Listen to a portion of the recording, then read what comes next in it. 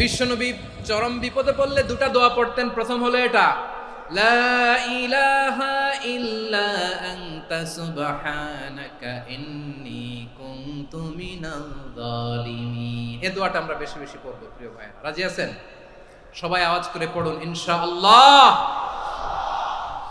আমার প্রিয় ভাইয়েরা, বিপদে পড়লে বিশ্বনবী আরো একটা দোয়া পড়তেন, লা ইলাহা ইল্লাল্লাহুল আযীমুল হালিম, লা ইলাহা ইল্লাল্লাহু রাব্বুল আরশিল আযীম, লা ইলাহা ইল্লাল্লাহু রাব্বুস সামাওয়াতি ওয়াল আরদি ওয়া রাব্বুল আরশিল কারীম। এই যে বললাম, রেকর্ড হয়ে গেছে। এখন তো আর ইনস্ট্যান্ট মুখস্থ না হলো, পরে মুখস্থ করে নেবেন। আল্লাহ ছাড়া কোনো উপাস্য নাই, তিনি সুমহান, মহা সহিষ্ণু। আল্লাহ ছাড়া কোনো উপাস্য নাই, তিনি সুমহান, আরশের অধিপতি। আল্লাহ ছাড়া কোনো উপাস্য নাই, তিনি আকাশের মালিক, জমিনের মালিক, তিনি সুবিশাল আরশের অধিপতি। সুবহানাল্লাহ পড়েন এই দোয়াটা।